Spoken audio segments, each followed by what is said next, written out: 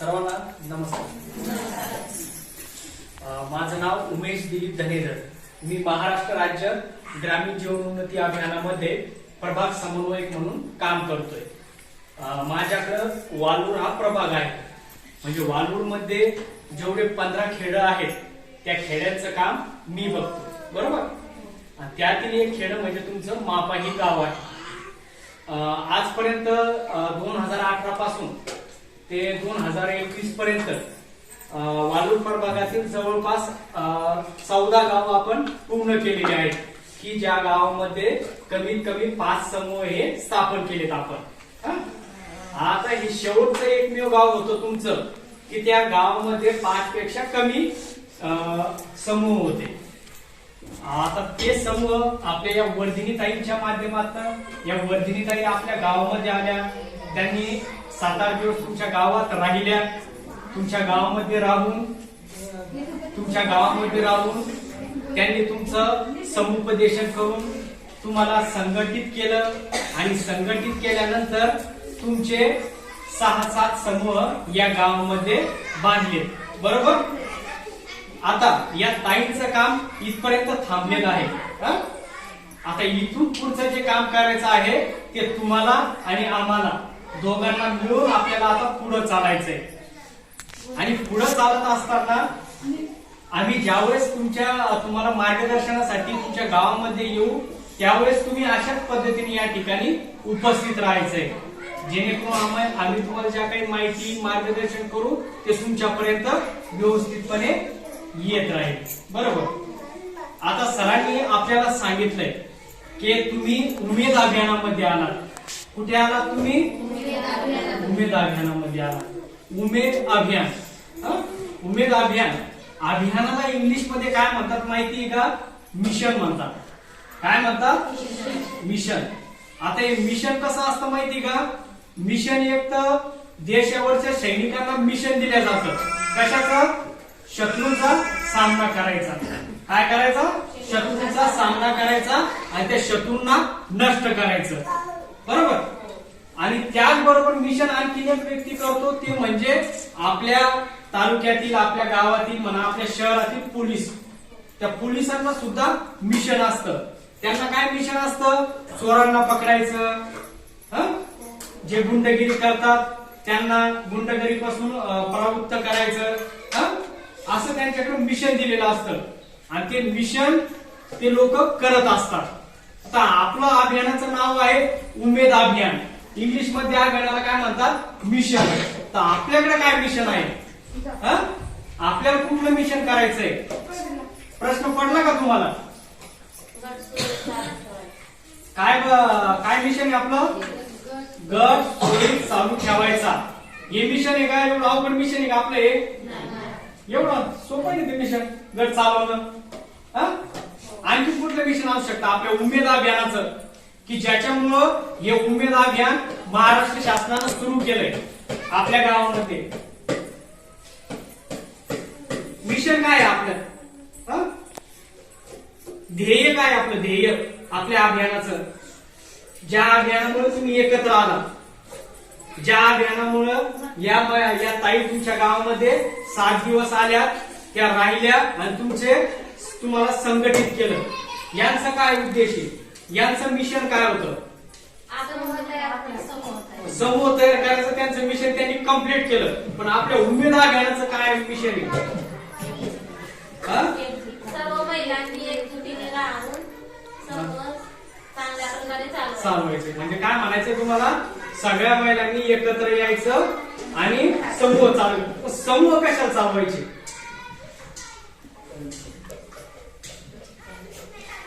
कशासाठी? बचत करण्यासाठी. कशाची बचत करायची? कशाची बचत करायची? धान्याची का? पैशांची बचत करायची. कशाची? मग पैशाचीच बचत का करायची आपल्याला?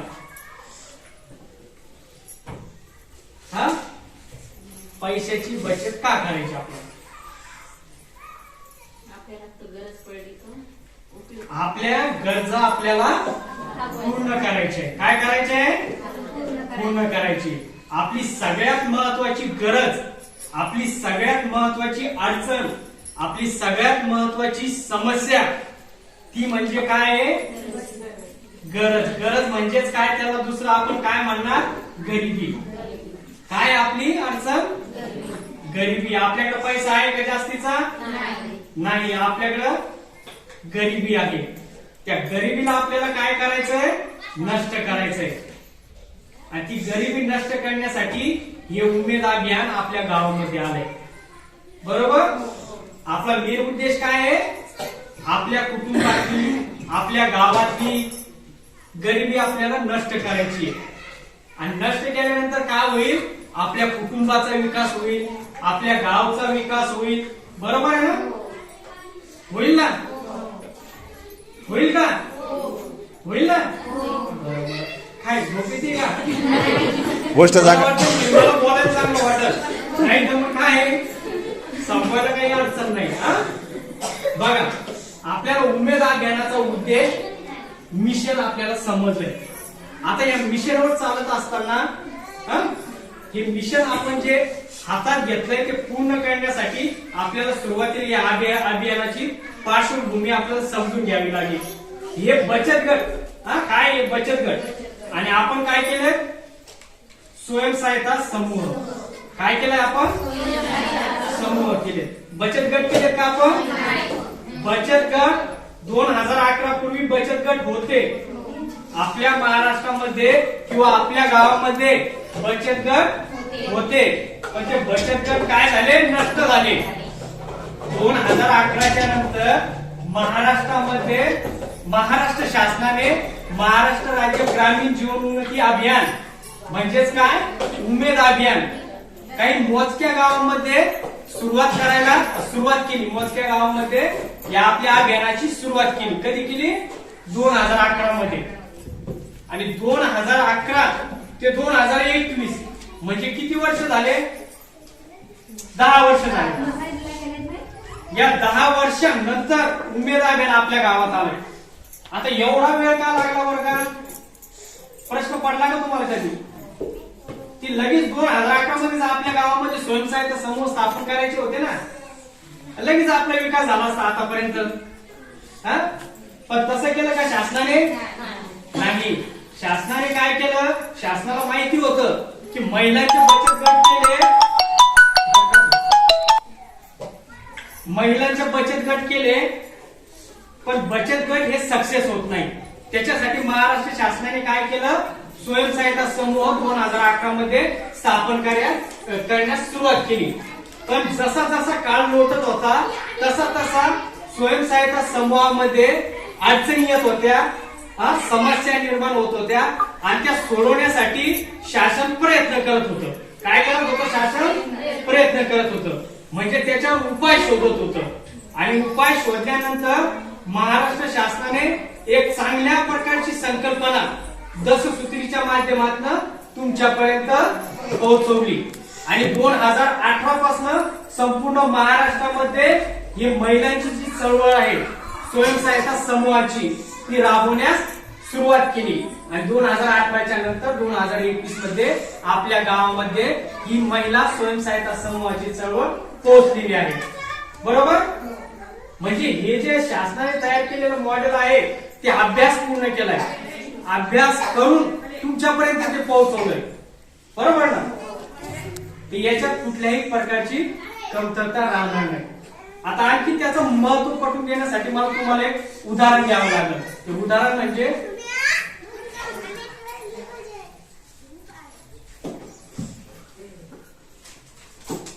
हे किती रुपये?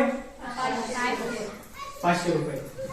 आता या आजीने मला 500 रुपये उसने म्हणून दिले किंवा कोणी मला उसने म्हणून दिले, आणि मला हे 500 रुपये एखाद्याला बक्षीस म्हणून द्यायचे, तर तुम्ही नाकारणार आहे गेला? नाकारताय का? घ्या ना तुम्ही.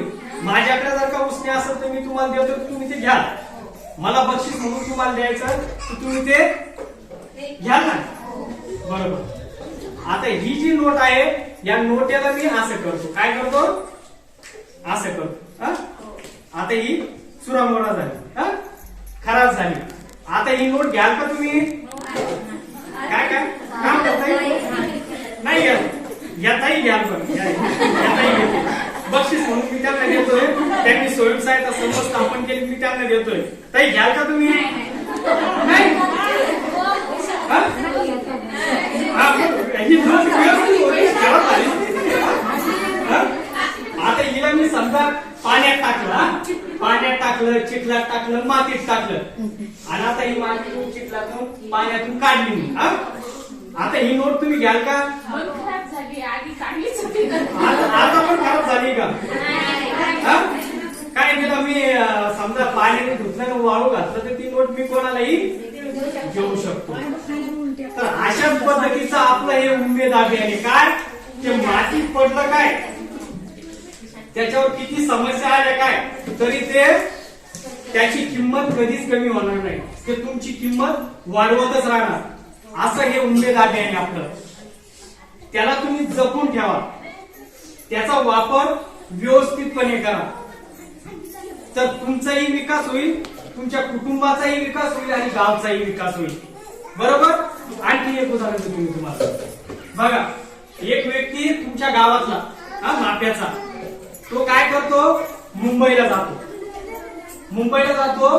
मुंबईच्या दादर स्टेशनला उतरतो आणि त्याला काय, मुंबईच्या चौपाटीला जायचं असतं. हा? तिथून जवळ आहे ते, तर त्याला तिकडे जायचं असतं. पण त्याला ते माहित नसतं ते ठिकाण किंवा ते कुठे आहे. हा? त्याला फक्त अंदाज असतो की या दिशेला आहे. कुठल्या? या दिशेला आहे. मग तो काय करतो, त्याच्याकडे एक बॅग असते. समोर रिक्षावाला थांबलेला असतो. त्या रिक्षावाल्याला तो काय म्हणतो, अरे दादा मला त्या चौपाटीला जायचंय, मला सोडतो का? तर तो रिक्षावाला म्हणतो, हो साहेब मी तुम्हाला सोडतो. मग हा व्यक्ती काय करतो त्याला, की बाबा तुला भाडं किती लागेल ते मला सांग. तर तो रिक्षावाला म्हणतो, साहेब तुम्हाला 200 रुपये लागतील. किती? 200 रुपये लागतील.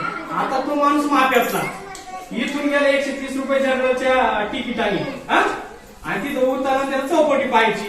तो ते 200 रुपये कशाला देत बसेल? नाही देणार तो. ते म्हणाल, नको भाऊ दादा तुझी रिक्षा नको मला, मी माझं पायी जातो. हा, मग त्याला ही दिशा माहिती होती, तो चालायला लागला त्या दिशेने. काय करायला लागला? चालायला लागला. 10-20 मिनिटं झाले आणि पुन्हा थांबला. काय केलं, 10-20 मिनिटानंतर तो थांबला. आता 10-20 मिनिटानंतर तो थांबला आणि पुन्हा त्याला तो रिक्षावाला भेटला. मग तो रिक्षावाला त्या का चालायचं का पुन्हा?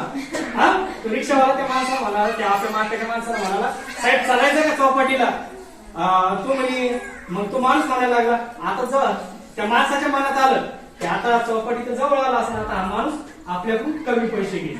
मग हा माणूस त्या रिक्षावाल्याला काय म्हणाला, हो चालायचं ना, आता तुम्ही किती पैसे घ्याल? तर तो रिक्षावाला म्हणाला 400 रुपये. किती? 400 रुपये म्हणाला. आता त्याला जायचं होतं, पण कसं, फिरून जावं लागत होतं. तो गेला त्याच दिशेला, पण त्याला काय होतं, त्याचा मधात रस्ता बंद असल्यामुळे त्याला फिरून जावं लागत होतं. त्याच्यामुळे त्याला 400 रुपये लागणार होते. मग काय झालं, इथं दिशा तो माणूस भरकटला. काय झालं, रस्ता चुकला. हा, तर त्याच्यामुळे त्याचं आर्थिक नुकसान हे झालेलं आहे. बरोबर ना? तशाच पद्धतीचं आहे आपल्या जीवनामध्ये. जर का एखादा व्यक्ती आपल्याला मार्गदर्शन करत असेल, रस्ता दाखवत असेल, मार्ग दाखवत असेल, त्या दाखवलेल्या मार्गावर आपण चाललं पाहिजे. काय? त्या दाखवलेल्या मार्गावर आपण चाललं पाहिजे. त्याच वेळेस आपण आपल्या ठिकाणावर व्यवस्थितपणे पोहोचू शकतो. बरोबर ना? या ताई 7 दिवस तुमच्या गावात राहिल्या, त्यांनी स्वयंसहायता समूह स्थापन केले. बरोबर. त्यांनी एक मार्ग दाखवलाय. आपल्या उमेद अभियानाने काय दाखवलं तुम्हाला? मार्ग 10 सूत्राचा मार्ग दाखवलाय. किती? 10 सूत्राचा. सरांनी तुम्हाला डिटेल मध्ये माहिती सांगितली. ते काही अवघड आहे का तो मार्ग 10 सूत्राचा? नाही, सोपं आहे. एकदा बैठकीत बसलो की आपले 10 सूत्र सहजपणे होऊन जातात. त्या 10 सूत्राचा वापर केला की तुम्हाला 100% सांगतो मी, तुमचा तर विकास होणार, तुमच्या कुटुंबाचाही विकास होणार, तुमच्या गावाचाही विकास होणार. बरोबर. इथपर्यंत काही अडचण समस्या नाही ना? बघा, आणखी एक उदाहरण तुम्हाला. एक तलाव असतं. काय? एक तलाव. उदाहरण यासाठी सांगतोय की लहान मुलं असतात ना शाळेमध्ये, त्यांना उदाहरणातून लवकर समजतं. तशाच पद्धतीचे तुम्हाला जर का उदाहरण दिले तर तुमच्याही लक्षात राहील. आम्हाला जे सांगायचंय आतुरतेनं तुम्हाला ते तुमच्यापर्यंत पोहोचेल यासाठी आम्ही ते उदाहरणाच्या माध्यमातून सांगतोय. नाही तर भाषण खूप करता येतात. आम्ही तुम्हाला जर का उमेद आघाड्याची माहिती जर का सांगायची ठरली तर ऑनलाईनला खूप डाटा आहे त्याचा. ऑनलाईनला म्हणा, युट्यूबला म्हणा, तुम्ही त्याची माहिती बघू शकता. पण आता तुम्हाला सोप्या शब्दात सांगायचंय यासाठी उदाहरण हे द्यावे लागतील. बरोबर ना? आता तिसरं एक उदाहरण. एक तलाव असतो. काय? एक तलाव असतो. त्या तलावामध्ये ना त्या तलावात अनेक प्रकारचे बेंडक राहत असतात. काय? बेंडूक असतं ना. जसं तुमच्या बाजूला एक तलाव आहे बघा माप्याच्या. त्या तलावामध्ये ना अनेक प्रकारचे बेंडक राहत असतात. आणि त्या बेंडकाचा एक राजा असतो. कोण असतो? राजा असतो. तो राजा काय करतो? त्या तलावामध्ये एक धातूचा मोठा उंच असा खांब लावतो. काय? खांब, असा खंबा. धातूचा म्हणजे लोखंडाचा असेल, चांदीचा असेल, सोन्याचा असेल, तो कशाचाही असू शकतो. तो खांब लावतो. आणि एक दिवस काय ठरवतो तो की आता आपण या तलावामध्ये स्पर्धा घ्यायची. काय करायचं? स्पर्धा घ्यायची. आणि ती स्पर्धा अशी होती की त्या धातूवर जो चढेल त्याला आपण पैशाचं खूप मोठं बक्षीस देऊ, असं त्यांनी ठरवलं. आता ती स्पर्धा सुरू झाली. आता जे तलाव होतं मोठं त्या तलावातल्या चारी बाजूकडून बेंडक हे आले त्या स्पर्धेत भाग घ्यायला. आता स्पर्धेत सुरू झाली. एक जण प्रयत्न करतोय त्या खांबावर चढायचा, दुसरा जण प्रयत्न करतोय त्या खांबावर चढायचा, तिसरा जण त्या प्रयत्न करतोय त्या खांबावर चढायचा. पण काय झालं होतं, तो जो खांब होता तो गुळगुळीत झाला होता, सटकणारा झाला होता. त्याच्यामुळे जो बेंडूक चढायचा तो सटकन खाली यायचा. मग याच्यामुळे काय झाला, एक बेंडूक पडला, दोन बेंडूक पडला, तीन बेंडूक पडलं, चौथं बेंडूक पडलं. मग आजूबाजूचे लोक काय म्हणायला लागले, अरे याच्यावर चढता शिकले, काय याच्यावर चढता येत नाही, खांब तो खूपच चिकना झालाय, गुळगुळीत झालाय, सटकतय, पडतय. अशा सगळ्यामध्ये चर्चा व्हायला लागली. सगळे एकमेकांमध्ये चर्चा करायला लागले. आता तो जो जाणारा असायचा तो एकदा पडून यायचा आणि खरंच त्याच्यावर चढताच येत नाही.